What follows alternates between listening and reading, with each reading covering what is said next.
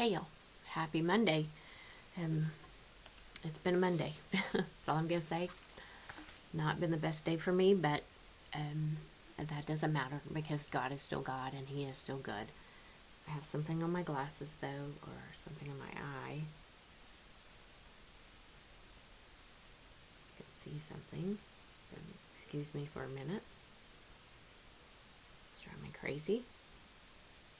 All I could see was a big black spot, but I hope everybody had a great weekend. We had an amazing 2 services yesterday. They were absolutely phenomenal. And if you missed them, go back and watch them because they're good. They're good. First service worship was much better for me. I felt the presence of the Lord so powerfully, and in surrendering to him, any hard thing that I have to walk through, Lord, let's do it. Let's go through it. Let's walk it. Let's do what you have for me. And I'm thankful for a God who will meet me right where I'm at, right in the middle of my mess, right in the middle of my bless, right in the middle of my stress, right in the middle of all the things. He will meet me because he loves me that much. And last night in women's, I didn't know what I was going to talk about. I had been praying about it all weekend and just really couldn't come up with anything. And as I was, I did take a nap yesterday after church, went home and made something to eat, and then went to sleep. And when I woke up, it was very apparent what he wanted me to talk about. And he said, I want you to talk about change, because the world we're living in is rapidly changing at a rate faster than some days we can even keep up with. And I was like, Lord, there's been so much change in my life. I don't know that I can talk about that. And he was like, that's why I want you to talk about it. Let's talk about change. Because when we think change, we almost always go to the negative. Change is going to be something bad. Change is going to be something hard. Change is going to be something that we don't like.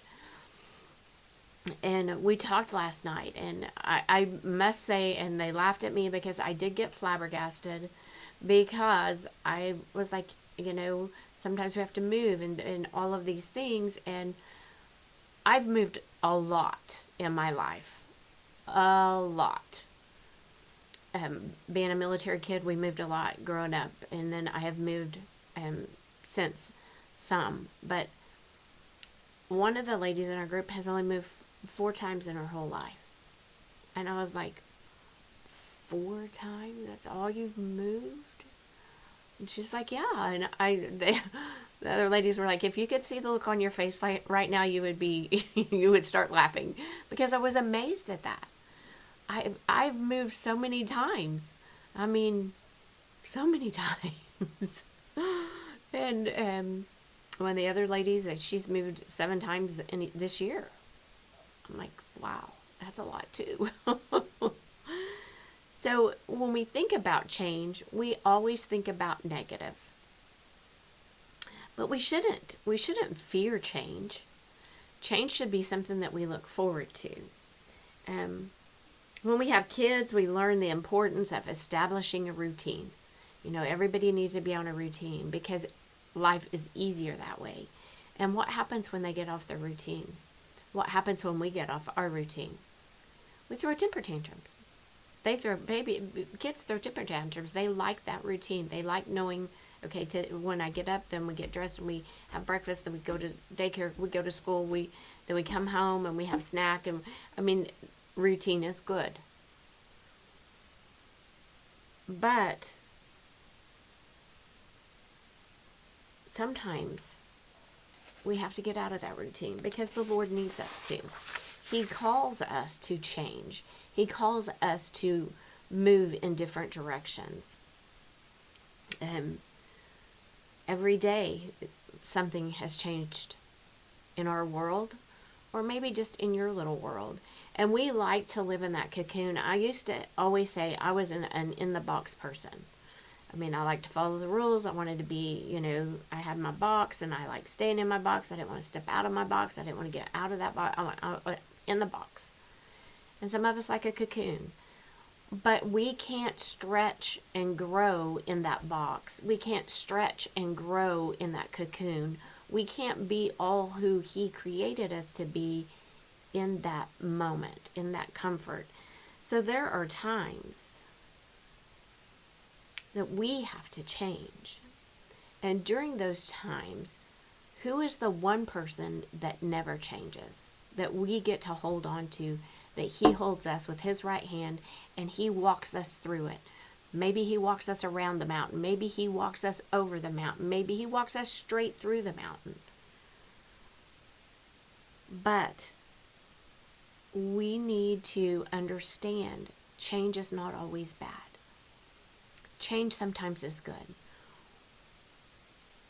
But we also need to understand that the Lord never changes. He's the same today.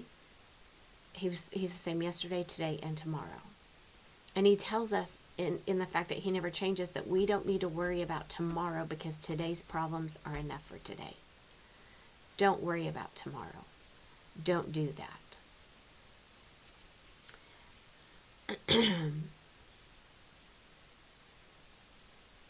Sometimes we get phone calls that our life is completely changed. We get a phone call that we're no longer employed. We get a phone call that somebody we care about deeply has passed away. And it's in those moments that we grab a hold tight to a God who loves us and who tells us, For I the Lord do not change. Therefore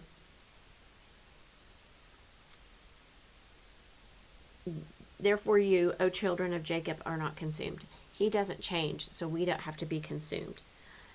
And so we have to understand that there is no change in Him. There's change in us, and He needs to change us. Some days He has to change us.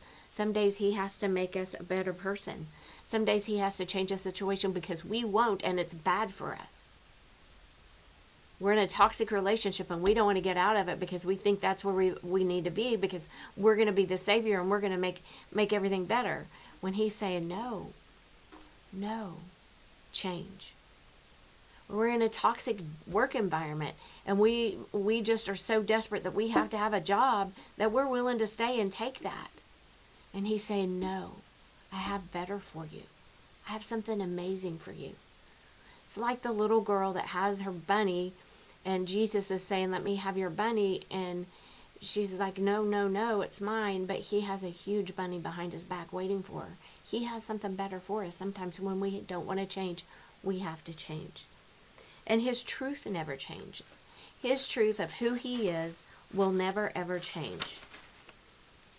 Heaven and earth will pass away, but my words will not pass away. Matthew 24:35. Heaven and earth are going to pass away, but His word and His truth will never pass away. And when we get to meet Him, whether it's we pass unexpectedly or whether just because of health or whatever, prior to Him coming back, we get to meet Him. And what a day that is. But He is the God who never changes. And we're gonna have major changes in our life. We are. I mean, we go from being in school, and some go to college, some don't. Some go to technical school, some don't. But, and then you go through that, and you get that, and then you find the person that you want to marry, and then you do that, and you have kids. Today is my youngest daughter's 7th wedding anniversary. And boy, what they've accomplished in 7 years is amazing. I'm proud of them. They've bought their first home. They have 2 beautiful children. They may be a little feral children, but they're still beautiful, amazing children. And they're attending church together now, and I am just blessed by what God is doing in their lives. But we need to understand that we need to always hold on to Him. Even in that change, even when that change is harder than hard, even when that change is something that we don't want to change. We're holding on to it as hard as we can. We've got our fists so tight. We have our fists so tight that we're holding on to it so tight that we can't catch the blessing that he's given us, because we're holding so tight to this. We just think this is it. This job is the job I've wanted forever, and I'm struggling, and it's horrible, and the people are awful, and they treat me awful, but I'm going to hold on to this job because it's the job I always wanted. And the Lord is saying, open your hands, let it go, drop it, take this instead. And he provides the job that we are just fit for. Sometimes we are fit for a job.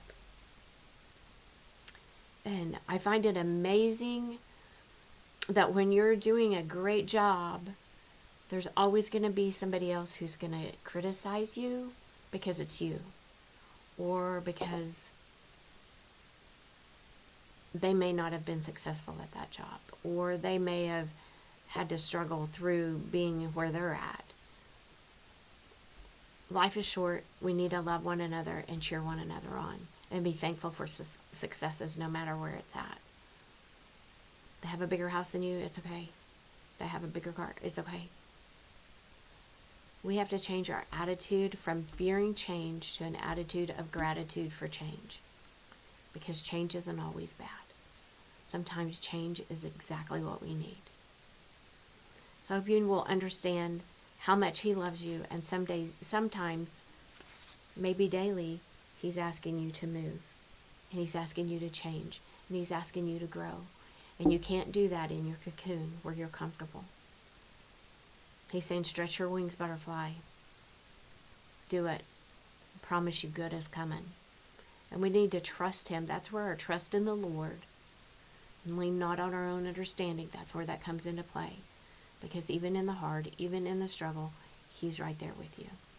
So I hope that you will understand that he needs you to know that he is never going to change. His word that he gave us is the same yesterday, today, and tomorrow. He loves you. Hold on to him and let him walk you through the change. Don't be afraid of it.